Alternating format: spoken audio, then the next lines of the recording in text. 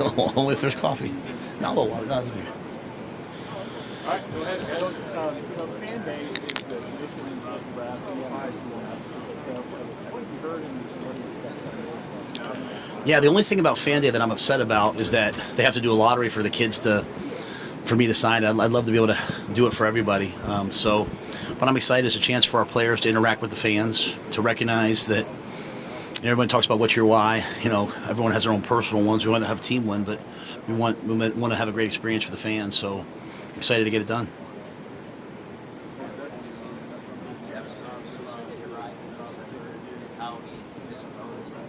Does anything surprise you? Yeah, Jeff has a quiet way about him that I like. I think one of the things I've learned is let people be themselves. Just try to make them help them be the best version of themselves. So I want him to lead in a way that he feels comfortable with. And I see him exerting his presence more and more often. I think Jeff's a triple threat. He can run it, he can throw it, and he can beat you with his brain. He's smart. So he's not super talked about outside of Nebraska circles. I think he's going to play really well. The last thing I'll say is I think everyone plays for him. The guys play for him. Like they want to see him be successful. He cares about all the guys on the team and spends a lot of time with all the guys on the team. Yeah, I think it's about getting in the right play when there's a check. It's about audibling to a man beater when you got man coverage. It's about sliding the protections. It's about knowing where to go versus different coverages. It's getting the ball to the right guy. Like there's this documentary on Netflix right now called Quarterbacks, right? And I think what everyone's probably seeing is it's not really it's not really about who has the best arms. It's about who has the best brain, the best mindset, the best feel for the game, who has the mental strength to overcome the physical beating that you take. So I think Jeff has all those things. I think Jeff's an NFL player if he will just continue to develop. Recently you talked about Xavier Betts and just how proud he is of him. Can you just talk about his journey through the spring and where he is right now as part of the program? Yeah, Xavier had to come back. He had to pass 18 credits to be eligible just because of the time away. He'd missed credits, so he had to get his degree percentage. At the same time, he had to do he was going to do football too. So really pleased with him. He's a really, really smart young man, highly intelligent, and he cares about people. So I think Xavier's special in that regard. Not only did he pass 18, he passed 21 credits, which is that's hard to do. And hopefully Xavier sees what he's capable of. He's certainly capable of a lot football-wise. My job is to have people understand that success isn't talent, success is achievement. Just because you're talented doesn't mean you're successful. Yeah, you take that talent and you achieve something, it means you're successful. And I'm really proud of what Xavier achieved this spring and this summer as well, on and off the field. Matt, you're asked about what success is talking about earning that respect back.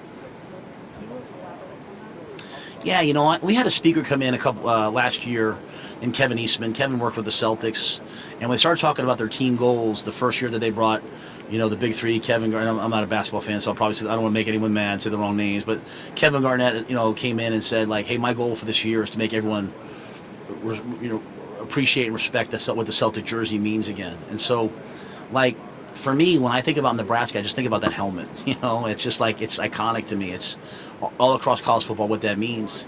And, are we being talked about right now? I mean, are people talking about, wow, I'm not talking about within Nebraska, I'm talking about nationally. And so for me, this is about us as a program, from the way we practice to the way we travel to the way we carry ourselves. Like I told Keith Van this morning, I wanted to be the first guy here this morning. I just want us to do everything better than everyone else. And that pride, that respect that we have for each other and the way that we do things, you've heard me say many times, I don't want our fans coming to the games just because they love Nebraska. I want them coming because they love Nebraska and they know they're going to see a good football team. And so there's a lot on us that we have to do. And so if we're making progress towards that, then people will respect who we are, our players will respect who we are, our opponents will respect who we are, and that's the first step towards championship mindset. Obviously, there's a sense of wanting to be as good as possible as soon as possible. But you also talked about being patient, not getting ahead of yourself. What are the things in the first year that you want to be urgent about? The things that you don't want to compromise on at all? And what are the things that you know you might have to be patient about as you build the program? Yeah. So when I say patience, I don't mean patient in terms of like the results at all. Like my like we are it's 4th and goal every single day in our building. That's the mindset. It's 4th and goal every day. Like, I go away to see my family at the beach, and everyone's like, I know you're on vacation. I'm not on vacation. I'm working from the beach. Like, this is 24/7, 365. Like we're chasing greatness. I mean, we like there's no everyone here is sprinting to stay ahead of us. We got to catch them and then get where we want to be. So the urgency is elite. It's just I don't want to skip steps along the way. Does that make sense? I don't want to take shortcuts. I don't want to build something that like, hey, we show everybody a little bit of hope this year, but then the next year we take a step back. So I never want year 2 to be year 1, if that makes sense. So this is year 1. I want us to win every game. I want us, but like I'm not right now. I can't think about the games. I want us. I mean, I expect us to do everything right. I expect guys to show up on Sunday and be on time, and so it's just this mindset of everything matters, everything counts. That's all I mean. So I don't want anyone to take like, hey, Coach Rhule saying, hey, calm down, don't get excited. No, there's no one that's more anxious for this than me. It's just that I know the only way we can win the game is if we're awesome all camp. So that's the mindset, and I want our guys to just have this stable, steady every single day. Because, like, all right, we play Minnesota game 1. What if we win? What if we lose? Like, we still play the next week, don't we? Like, so, like, and our guys learned the hard way last year. When you start being like, this is an important game and this isn't, well, Georgia Southern happens. So I don't want us thinking that way. Every single game is an important game. And as I say that to former players, they kind of laugh. They'll be like, oh, Coach Osborne used to say that all the time. We'd roll our eyes. Like, yeah, but that Coach Osborne figured it out before I did. And so I'm just doing the same thing that the people who won at Nebraska did. When did punctuality become a rap?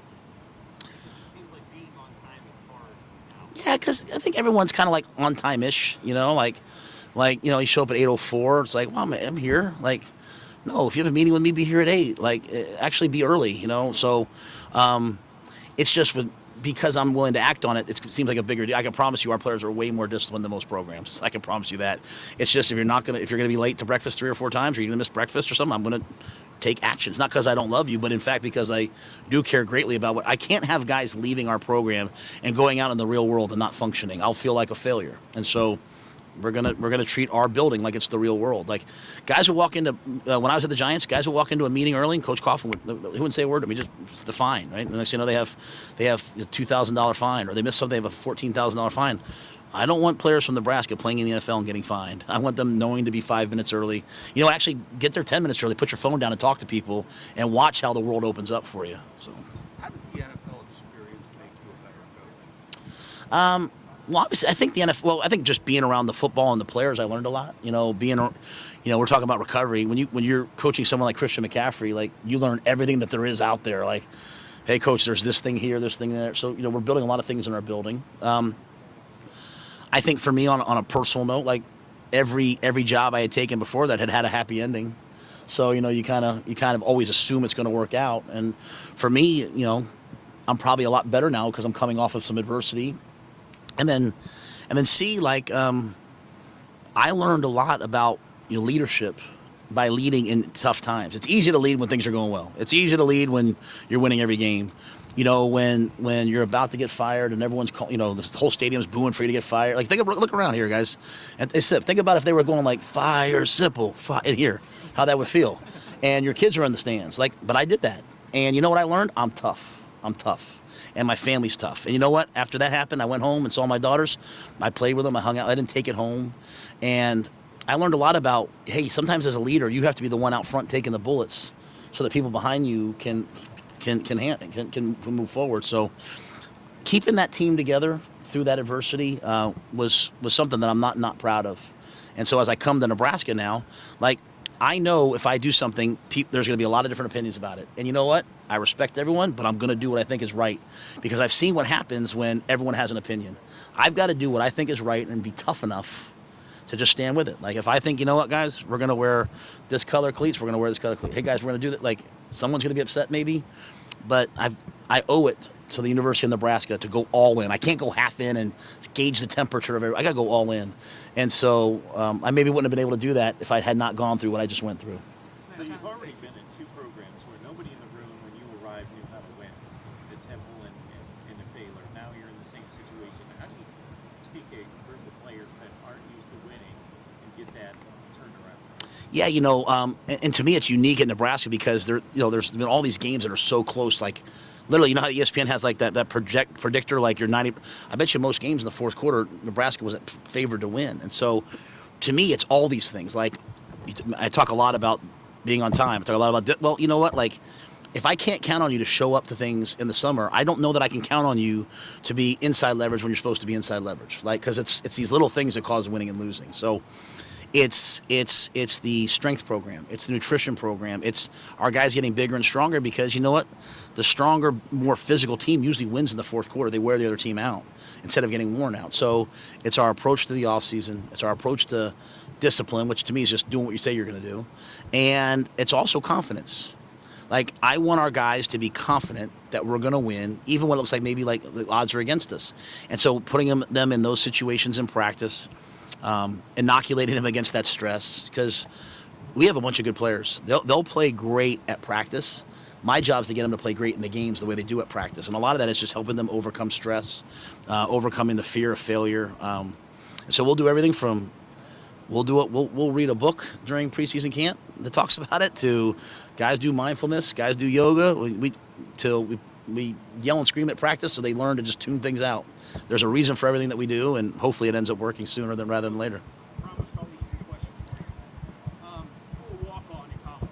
Sir? What does that say? Obviously, tradition in college football is not all the stars come in. How does that help you evaluate talent, knowing that you were a walk-on at one time, to evaluate these kids to make them better?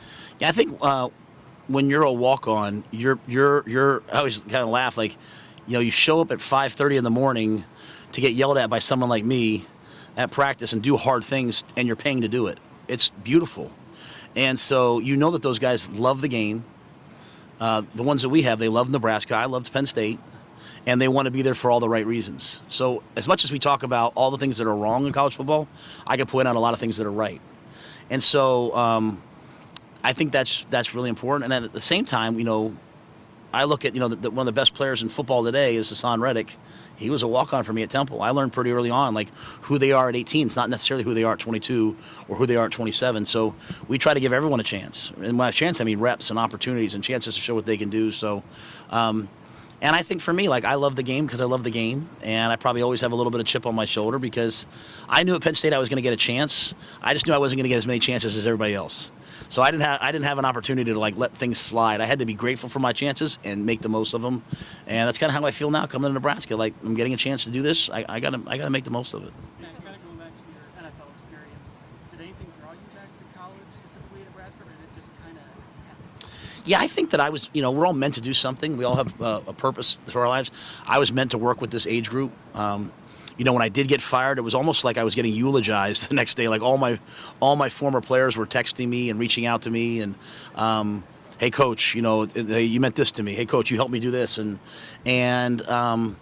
there's just for me and my purpose, working with young people. I just enjoy the college game.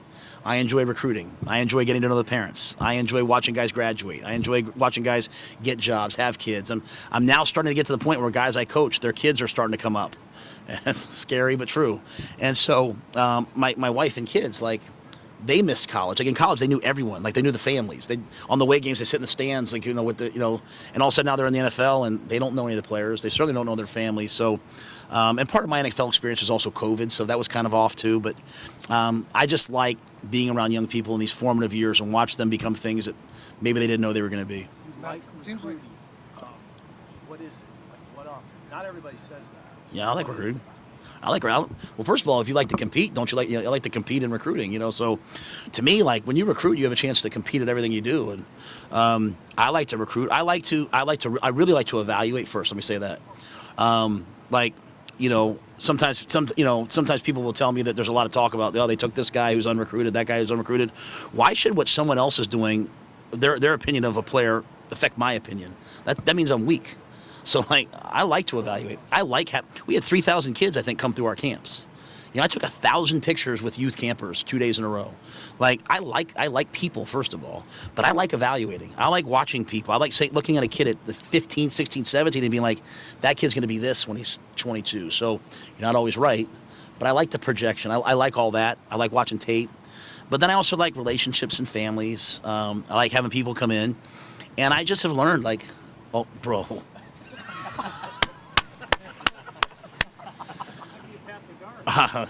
Let's not say anything. No one tweet it. I don't need anyone coming to me with, why'd you get coffee? But also, like, you know, what I've learned is I'm really not recruiting anyone to come to Nebraska. I'm telling each person who we are, what we do, why we do it, and then for each guy I'm saying, here's our vision for you, and here's our plan to get you there. And if it works for them, great, and if it doesn't, we wish them the best. And like, I'm not a slick talker. I'm not gonna sit there and be like, you need to come here because of this, you need to come here because of that. Like, I put that, like, New York City side of me to the side, and I have an 18-year-old son. All I pray for is that my son ends up in the right place with the right people. If he ends up in the wrong place, I don't know. So I don't want kids coming to Nebraska that it's the wrong place. I want them coming for the right reasons. So I love recruiting, and I think we're doing a pretty good job. I'm not the rankings and the numbers and all that. Like, we had kids come to our camp that ran 4.38, 4.42, broad jump 10.5, and had pro agilities. I don't care who else offered them. Like, if I can't coach a guy that runs that fast and jumps that high, then I can't coach. So that's kind of the fun part to me also, is finding the guys that are out there, and I'm really happy with our camps, having that many guys. At first, the first camp was only like 150, 160, and then it just kind of slowly grew, and I'm hoping we can get to 4,000 or 5,000 kids next year, because I want people all across the state of Nebraska and anywhere to come knowing they're going to have a great experience. It seems like the consensus outside was that June was successful for you. How did you feel about that? Yeah, well, June was hard, first of all. I thought I was going to have a couple people quit on the staff. There was one Friday we had an official visit, a morning practice, an afternoon practice, and I think most schools around the country, what they're doing is they're letting the GAs coach the camp, and they're doing the official visit. I'm not doing that. Like, I'm not doing that. Like, we coached the camp, we did the official visit. It was really hard, but on that weekend, on Sunday, it was so good for me and the staff to be like, did it work? Like, just did it work? Well, we offered a bunch of kids that came to the camp that we didn't really know a ton about, or that we liked but we weren't sure. And then we had a bunch of guys commit. And so a lot of parents, and I think a lot of kids nowadays, they're recognizing, like, if these coaches work this hard at camp or this hard at official visit, how are they going to work on my academics, my health, my mental health? Like, they're probably going to be pretty intentional about that. So I think June was a big success, not just for this year, but for the future.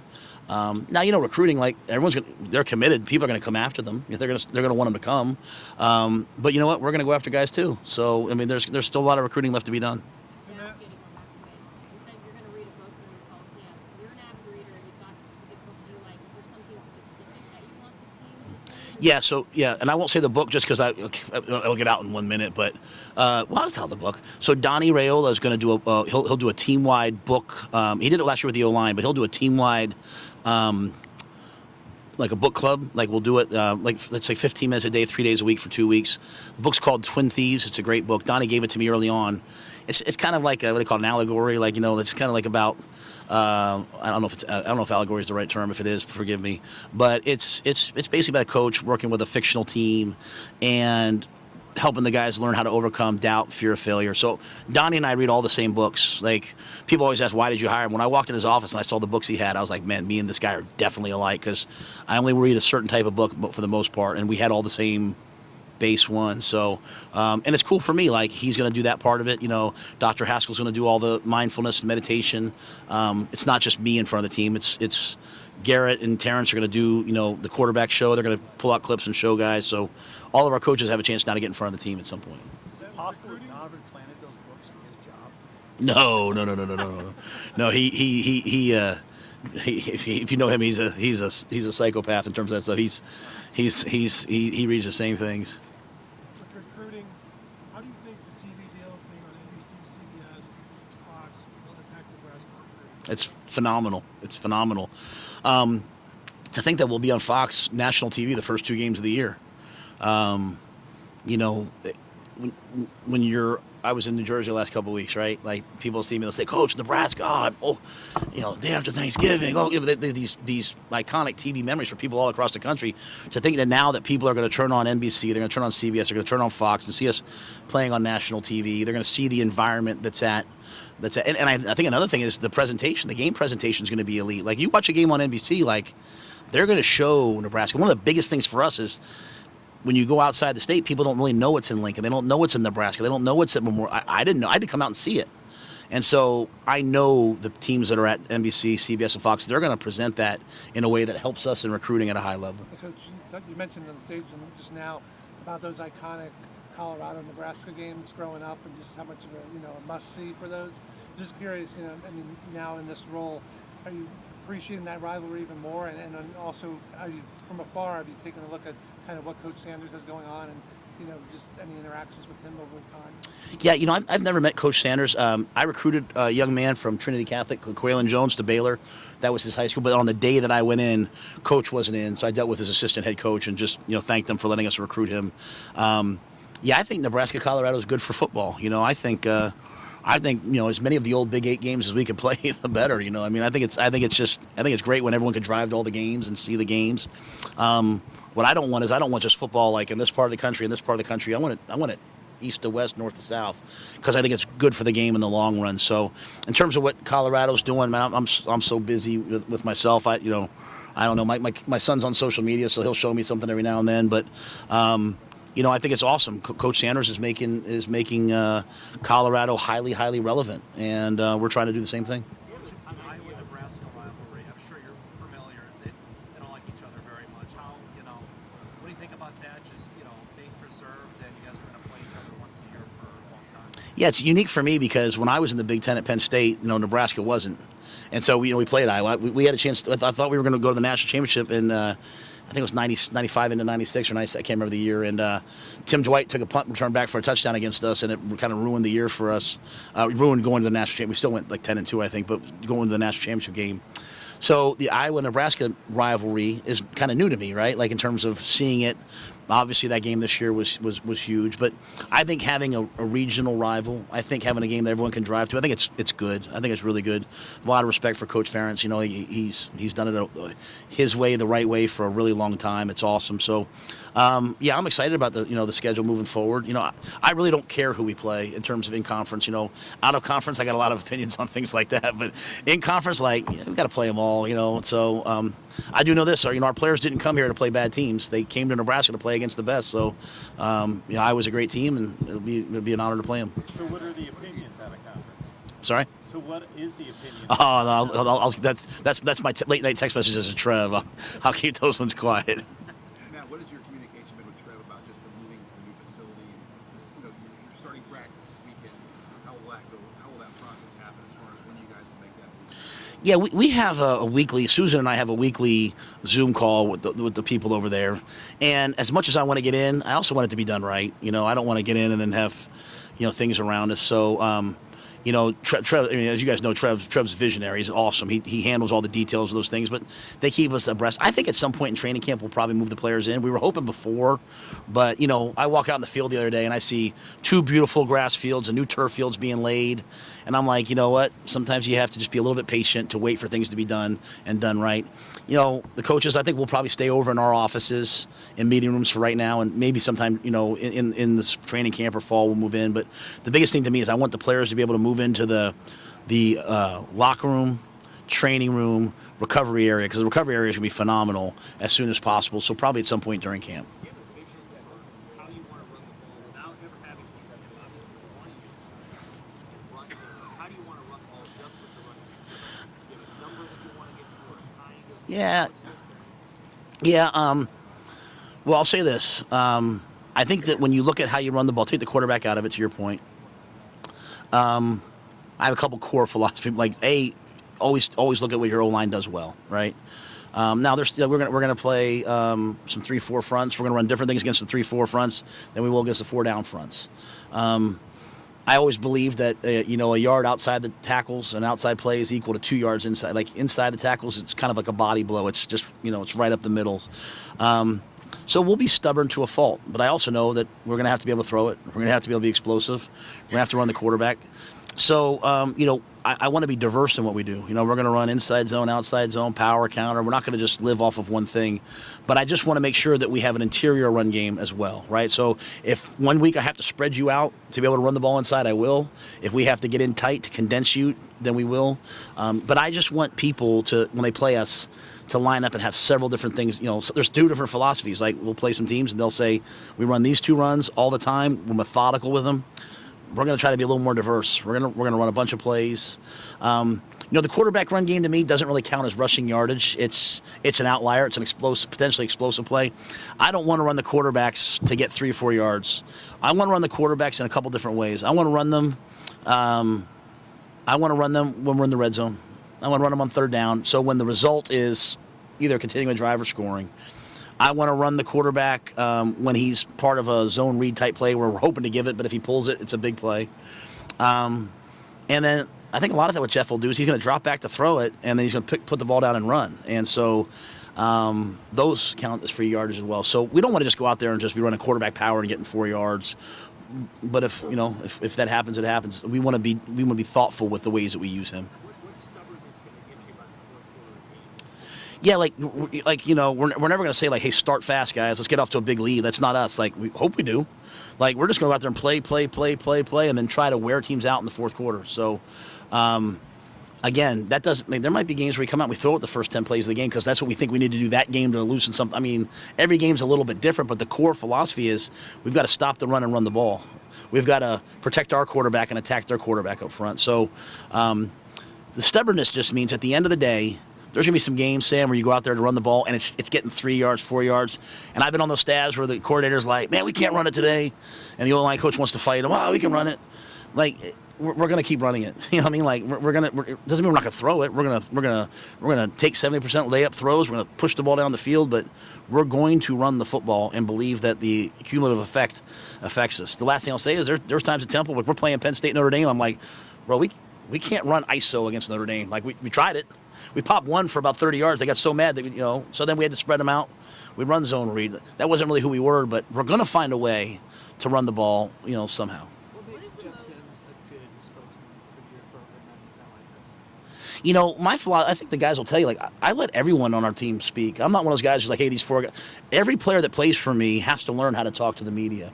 I just thought these 3 guys, but Jeff's the quarterback, right? So after every game, media's probably going to talk to me. They're probably going to talk to Jeff. So to not bring him here would be disingenuous. And then I thought, like, Ethan Piper to me, like, he's truly our brand. Like, he's a Nebraska Cornhusker through and through. And then Luke, he's just prolific. He's been a great player, and he's a local guy. It's like a great story. So, but I could have brought any other guy. I could have brought Ty Robinson. I could have brought so many other guys. But I just thought these 3 guys were really good. And I think Jeff, he's new. He's never once said, well, this is how I did it before. Like, he's just embraced our culture and our way of doing things. And that's the hardest part in year 1 is that all the guys, everything's new to them. The only person who knows what I'm going to do is Fleeks because he played for me at Baylor. The rest of them are all kind of like, what's next? And Jeff's embraced it all as he's gone. Coach Reimer could end up number 2 all time in Nebraska on the tackle. Oh, you know why I know that? Because last Sunday I said, you could end up number 3. And he goes, no, number 2. I was like, stop me. So what's that look like on film to you? What did it look like when you first saw him? What? Reimer. Did him play? Yeah. I think, so I like to do 2 things. I like to watch both the all 22 videotape. I also like to watch a lot of TV copies to feel the game. And he's made a lot of big plays and a lot of big moments, right? You can tell the defense was one that, like, if the offense lined up like this, there was shift, and he was so great at getting guys lined up. A lot of detail, a lot of really good football. And so, but I think the biggest thing for me is as you see him on tape, he can go sideline to sideline, he can get off blocks, he can tackle, he's competitive. But he also has a penchant for making a big play, a key interception, a key takeaway at the right time. What is the most important thing? I know there's a lot of moving pieces and a lot of things are important to you, but what is the most important thing for y'all to accomplish between now and Minnesota? Well, my goal is that the guys that I say, hey, we're playing with these guys against Minnesota, I hope that I'm playing with the same guys 3 or 4 weeks later. Sometimes, when you're a new coach, you go in the season like, hey, this is going to be the guys, and after 3 or 4 games, you're like, oh, I better change, and you go with these guys. I'm hoping we do a really good job of evaluating. And so part of that is giving guys a lot of opportunities. Like, we'll have 2, 3, 4 drills going at all times.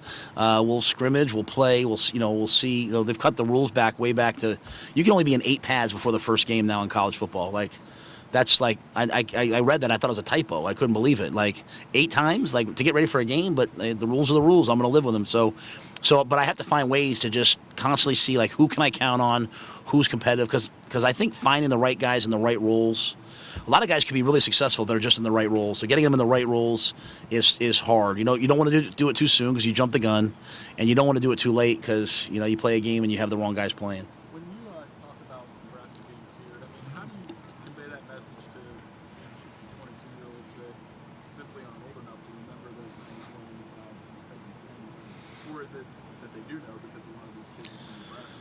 Well, yeah, there's a lot of guys from Nebraska. There's a lot of guys. A lot of them have heard a lot about that over the last couple of years. I think for me, it's this teaching concept of like, listen, you're the 2023 Nebraska Cornhusker football team, and there's this continuum, and there's a lot of people who came before you, and you have to learn from their lessons. You have to learn from everything that they've done, and they've allowed you to be here in this moment, and you have this beautiful moment to have your time to then affect all the people that are going to come after you. So we talk a lot about those who came before us. We also have to talk about those who come after us and what our legacy is going to be. And so understanding that continuum, I think, is really important. Do you want future teams to be feared? And so they can know what the 90s were. They can know what the early 2000s were. They can know about all those years, but really the focus, they didn't know that, but also then they have to go focus on right now. And so if we focus on right now and we're patient with it, hopefully we can be feared again someday. You mentioned friends, and today you talked a lot about Coach Osborne, but is there anything from his career that you've taken out from Nebraska and what he did after?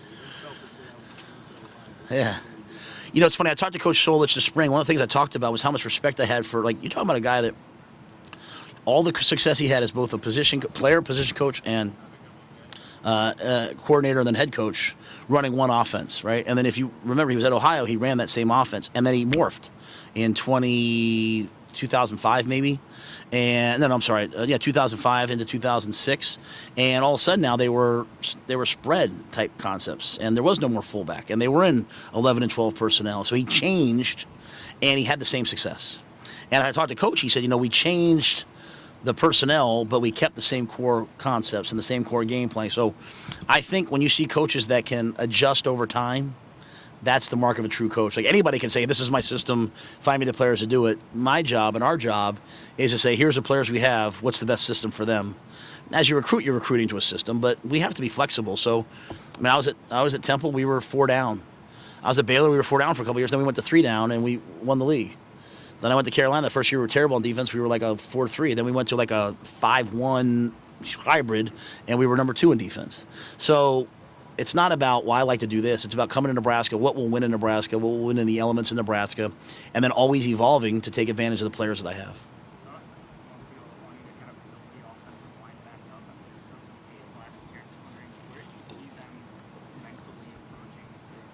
I think they're confident and ready to go, And again, my message to them is like if you spend all your time trying to prove other people wrong, you're gonna be miserable. Just prove yourself right. If you think you're a good player, go play like a good player, man. And we made some real strides in the weight room with those guys. I see them bending at a high level, taking care of. Donnie does a great job with the mentality. I was over there earlier with Piper. I said, okay, you're holding me in one hand and Donnie in the other hand. You have to let go of one of us to peril. He's like, Coach, I'm sorry. He's letting go of me. So, that's the unity they built over there. So, it's going to be a work in progress. We have to do a good job as coaches, though, of calling plays and doing things that they do well, right? I worked for Kevin Gilbride at the Giants. I was assistant O-line coach. And, he was going to protect the O-line. He knew that Eli couldn't play well if the O-line didn't play well. And how do I help the O-line play well? I'm going to protect him. I'm going to chip this guy. I'm going to run this play that we run well. So, my job is to help our coaches figure out what we do well and then go do those things and let our guys play.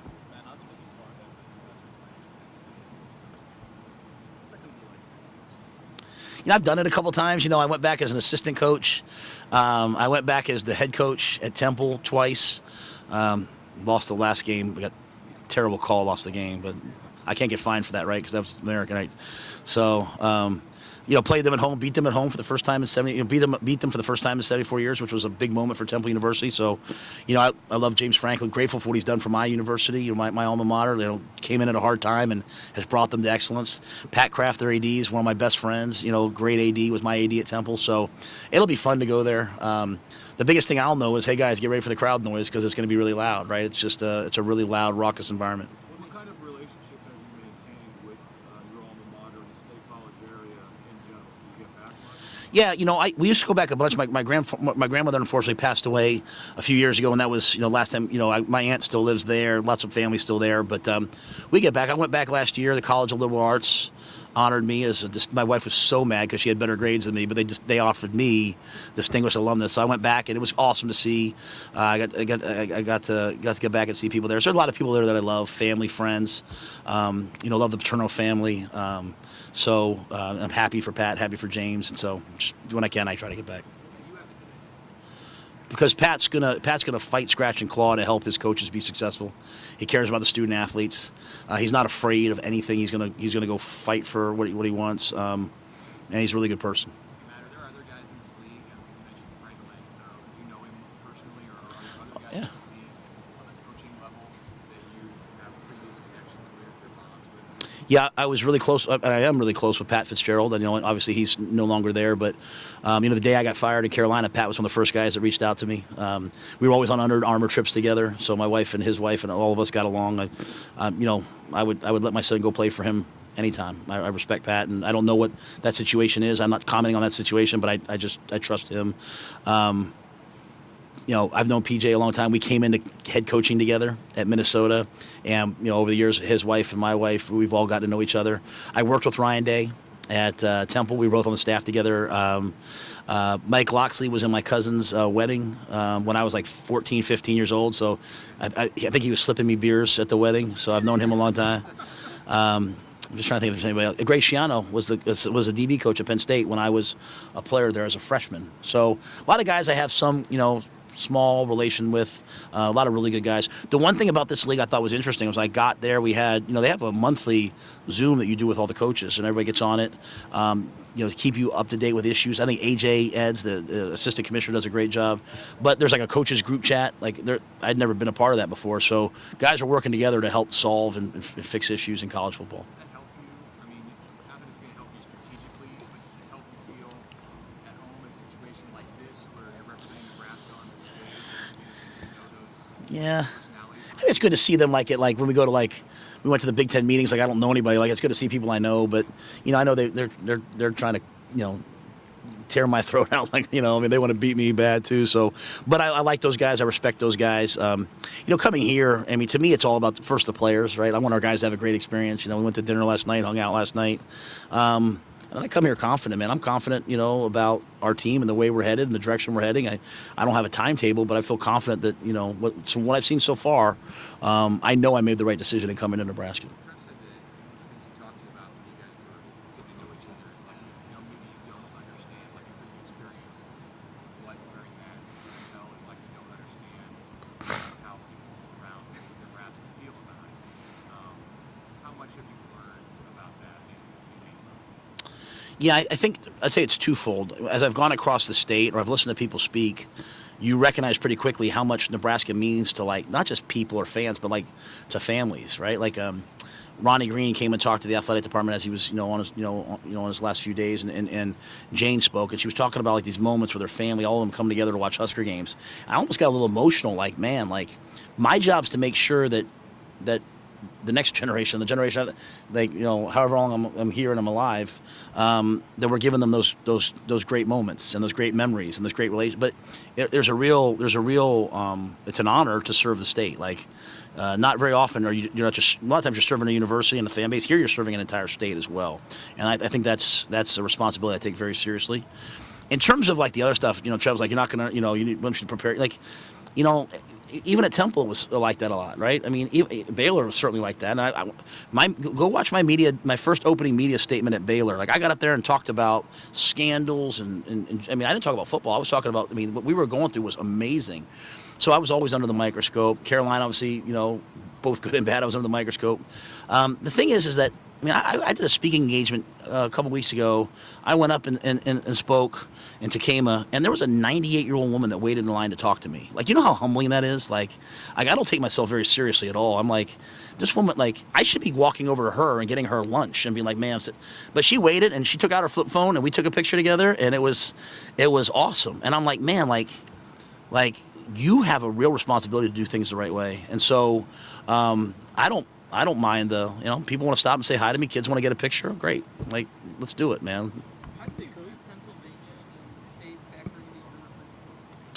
Yeah, when I looked at Nebraska, all those years of them going to South Jersey, maybe even to Pennsylvania a little bit, and have obviously so many relationships there, that, sometimes there's those kids that, they're there and they fit us. We went and got Vincent Carroll Jackson this year from Harrisburg. When I was a position coach at Temple, I was recruiting Harrisburg for year after year after year, so a lot of connections there. We went into Philly. We took Ramir Stewart from Imhotep. I've been to Imhotep more times than I can count, and I love the school. And then I went over to Palmyra in South Jersey and took Quentin Ives. So I think not just myself, but a lot of our guys on our staff are from Pennsylvania. They're from Jersey. We have a lot of connections there. There's a lot of players there, and there's a lot of really good players there. And so if they're interested in going far away, it's a good fit for us. Coach, obviously you're very much a microphone. I'm nervous as could be when I'm in front of a microphone. Let me make that very clear. The whole time I'm like, don't say the wrong thing, don't say a cuss word, don't say trust me. I was going to say, and you don't even go with the straight speech. You went straight for questions today, and you say you're nervous, but have you always been good in front of the mic? Have you always been an active public speaker? Is there something that made a point to work at it? I don't know that I work at it. I mean, I don't think I'd say I worked at it per se. Like, my dad was a preacher, right? My dad was a minister, so I listened to my dad. He did more of his work as a youth minister, but I would listen to my dad. My dad married Julie and I, so I mean that's way more pressure than this. So, but I just think when I get up, I always say to myself, like, hey, what are the 2 or 3 things you're trying to get across? I maybe rehearse it in my head, and then I say, hey, what? And then I try to speak from the heart, right? I'd much rather hear someone speak from the heart, even if I disagree with them, than hear someone give me something scripted. So, I don't have a PR firm that says, hey, here's your key points. Like, I say to myself, what do you want to say? And I say it, and if it resonates, great. And if it doesn't, then I'm apologetic. Yeah, what's it been like trying to wrap your head around NIL? And then would you say college football is cheating more prevalent than it was before? I don't know about cheating more prevalent. I mean, the cool thing about being the head coach at Temple was all the big recruits there would always, they weren't coming to Temple, but they would always kind of come talk to us. And so I saw everything that was happening. I mean, I've known everything that's been happening for a lot of years. And it's not everybody. It's a couple of places, but it's pretty prevalent. It's pretty, it's funny. If you look at I'm very careful how far I go here, but if you look at the Tennessee case, you look at the numbers that, Coach Pruitt got, hey, 2,500 here, 6,000 there. That's nothing in the NIL era now. So it's been a jump. When I was coming back to college football, I was nervous about how am I going to handle NIL. But as I talked to people that are in those spaces in college football, they were all trying to figure it out. So I was like, well, I guess I'll try to figure it out myself. So, no matter what rules we have, there's always going to be someone that's trying to find an edge and is going to break the rule. To me, college football spent a lot of time focusing on things maybe that didn't matter, like whether a bagel was a meal or not, and we should have been focusing on things like this. So maybe now we will. I'm kind of at the point where if I think something, I'm going to say it. I'm not complaining about NIL at all. I never have. I'm not complaining about the portal. I've never have. I just don't like tampering and poaching kids from other teams' rosters. It's not in the kid's best interest. If a kid wants to leave, he should leave. But it's just not inducing people to leave and come be your backup. It's not a good way to do things, and we certainly won't be involved in that. Got time for 2 more, guys. How important is it to endorse NIL collective for Nebraska to have a successful NIL program? I don't know that. Yeah, Trev does all those things. Like, the good thing about having a great AD is he handles all that. I'm very grateful to 1890. They've been an amazing job for us. The Pete family, been awesome. Matt Davison's been awesome, doing a great job for our student athletes, helping them get opportunities. But endorsing this, all that, like, I got to worry about picking up 3rd downs and picking up 1st downs. You had a few key guys rehabbing in the spring. Are those guys all going to be ready to go Monday? Or In terms of like Prohaska? yeah, Prohaska will be there. What's Buford's situation, I guess? Yeah, Buford won't be ready to go to start training camp. We're going to be really smart with him. Take some time. We hope that he'll be back, but we're going to be really methodical in the way that he goes.